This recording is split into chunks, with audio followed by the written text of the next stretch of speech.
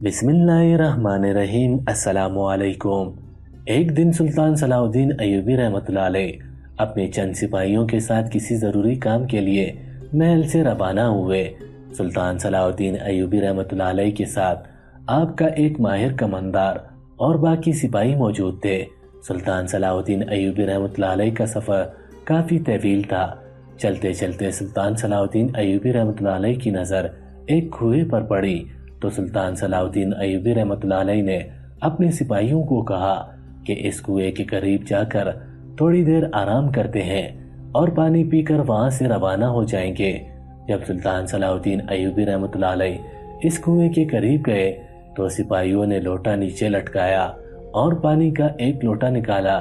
सिपाही ने सबसे पहले सुल्तान मुअज्जम को पानी पिलाया और फिर बाकी सिपाहियों को भी पानी पिलाया। इतने में सुल्तान सलाहुद्दीन अय्यूबी की नजर इस कुएं के मालिक यानी एक बुजुर्ग पर पड़ी जो इस कुएं के साथ बने हुए एक छोटे से हौज में पानी डाल रहा था और इसमें बच्चे नहा रहे थे।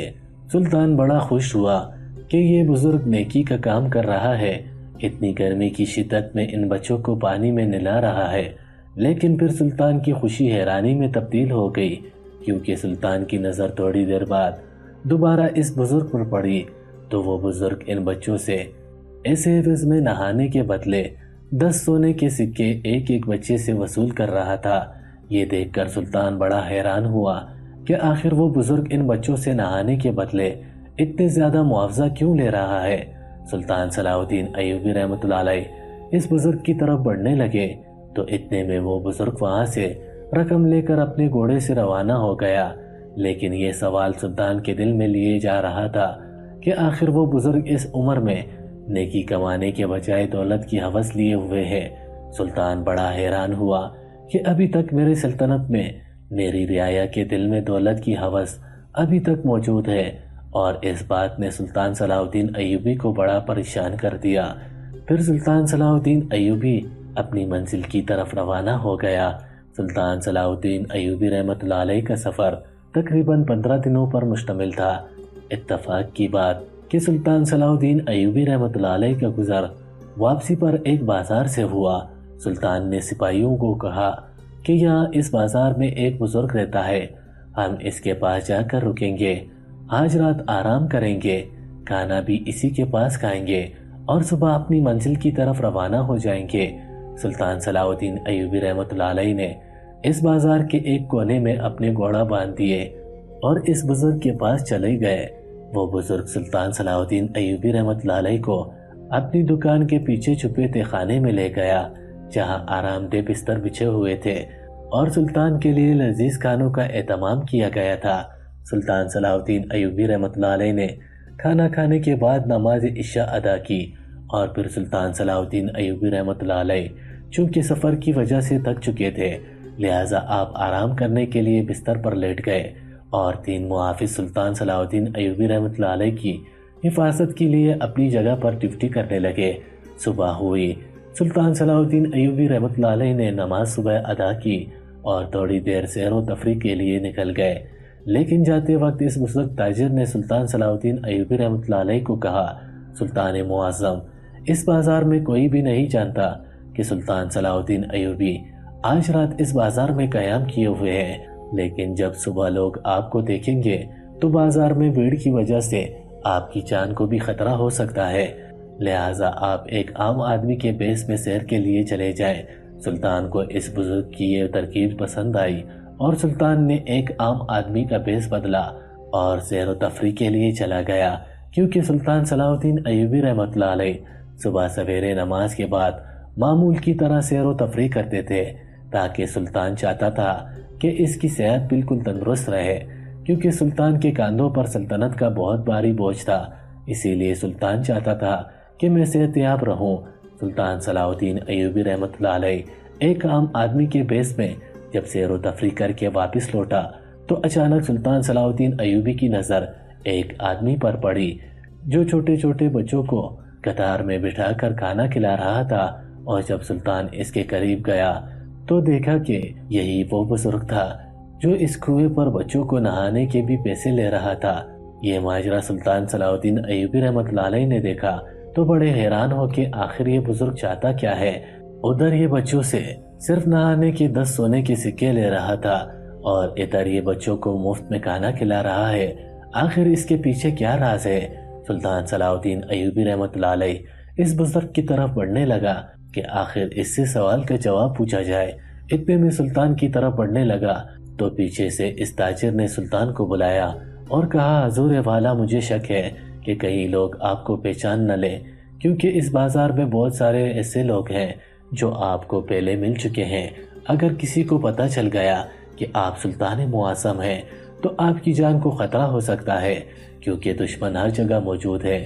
تو سلطان صلاح الدین ایوبی رحمۃ اللہ علیہ دوبارہ سے وہ سوال اپنے دل میں لیے واپس خانے میں چلا گیا۔ اب سلطان نے دل میں سوچا کہ جب واپسی پر روانہ ہوں گے تو اس وقت اس بزرگ سے سوال پوچھ لوں گا۔ سلطان صلاح الدین ایوبی رحمۃ اللہ علیہ خانے میں چلا گیا اور ناشتہ کرنے کے بعد اپنی منزل کی طرف روانہ ہونے کے لیے گھوڑوں پر سوار ہوئے۔ جب سلطان صلاح الدین ایوبی بازار سے نکلا تو اپنے سپاہیوں کو کہا کہ تم بازار کے باہر میرا انتظار کرو، میں چند لمحوں کے بعد آ رہا ہوں۔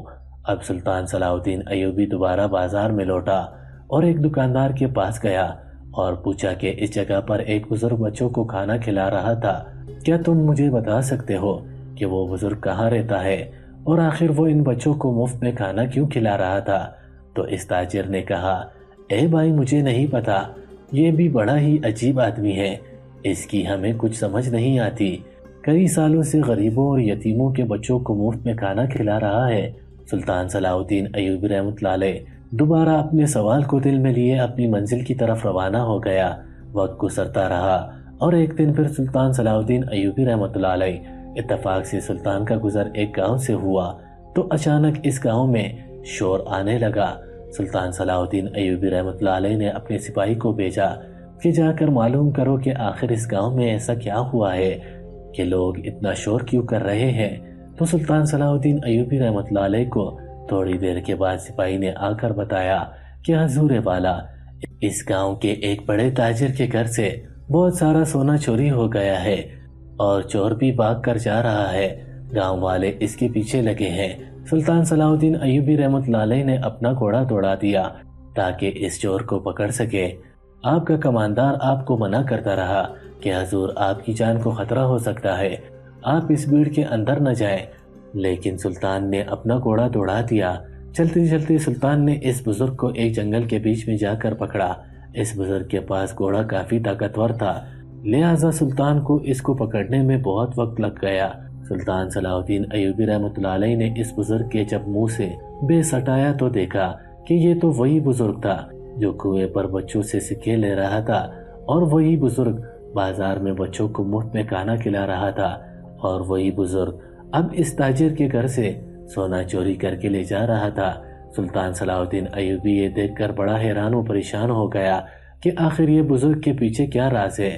جہاں بھی جاتا ہوں ہر برائی کے پیچھے بھی یہی نظر آتا ہے اور اچھائی کے پیچھے بھی یہی نظر آتا ہے، آخر یہ بزرگ ہے کون؟ تو سلطان صلاح الدین ایوبی رحمۃ اللہ علیہ نے اس کی گردن پر تلوار رکھتے ہوئے کہا کہ تم مجھے اب سچ سچ بتاؤ کہ یہ سب تم کیا کر رہے ہو اور کیوں کر رہے ہو؟ تو اس آدمی نے کہا کہ میرا اور میرے اللہ کے درمیان ایک راز ہے، یہ تمہیں کبھی بھی نہیں بتا سکتا۔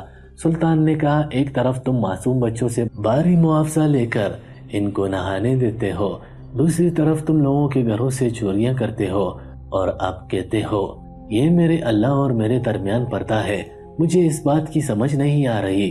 سلطان ابھی یہی بات کہہ رہا تھا کہ اچانک سے ایک تیر نکلا اور اس بزرگ اور سلطان کے درمیان میں سے گزر کر ایک درخت پر جا لگا۔ سلطان صلاح الدین ایوبی کا دھیان جب اس تیر کی طرف اٹھا تو وہ بزرگ پھر سے بھاگا اور گھوڑے پر دوڑ کر وہاں سے بھاگنے میں کامیاب ہو گیا۔ سلطان صلاح الدین ایوبی بڑا حیران تھا کہ یہ کوئی اتفاق نہیں ہے بلکہ اس کے پیچھے کوئی راز ہے۔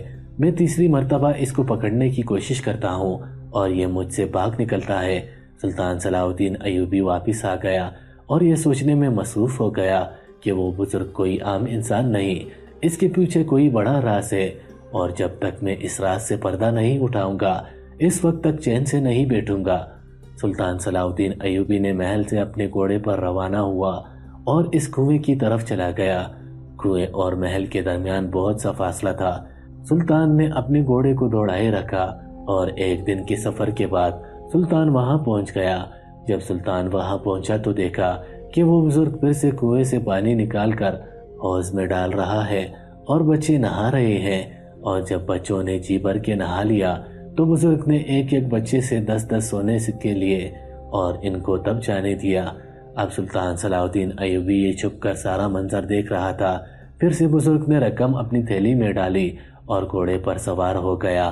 اب وہ بزرگ آگے جا رہا تھا اور سلطان صلاح الدین ایوبی اس کا پیچھا کر رہا تھا۔ پیچھا کرتے کرتے وہ بزرگ ایک جنگل کے بیچ میں گیا۔ سلطان بڑا حیران ہوا کہ یہ جنگل کے بیچ میں کیا کرنے آیا ہے۔ پھر سلطان نے سوچا کہ شاید یہ سونا اسی جنگل میں چھپاتا ہوگا، لیکن تھوڑی دیر میں سلطان نے دیکھا کہ اس آدمی نے ایک جگہ سے جھاڑیاں ہٹائی اور اس جھاڑیوں کے نیچے ایک سرنگ موجود تھی۔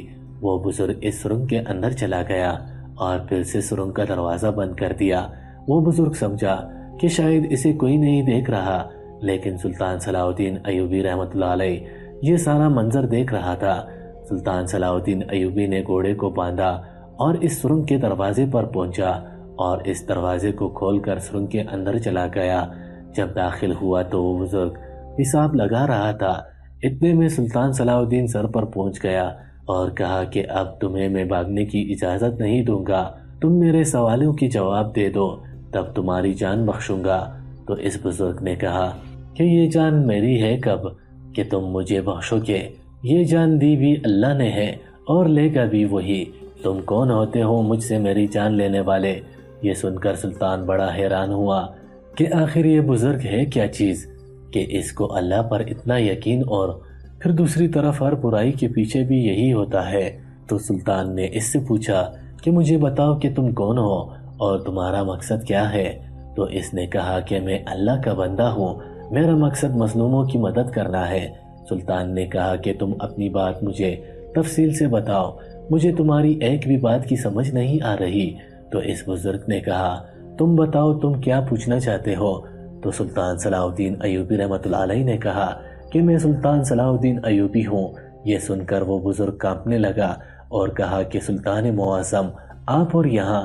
تو سلطان نے کہا کہ میرے قافلہ ایک دن یہاں سے گزرا تو ہم نے آپ کے کنویں پر پانی پیا، تو آپ نے ہمیں پانی پینے کے بدلے میں ایک سکہ بھی نہیں لیا، جبکہ تم ان حوض میں نہ آنے والے بچوں سے تم 10 سکے لے رہے تھے۔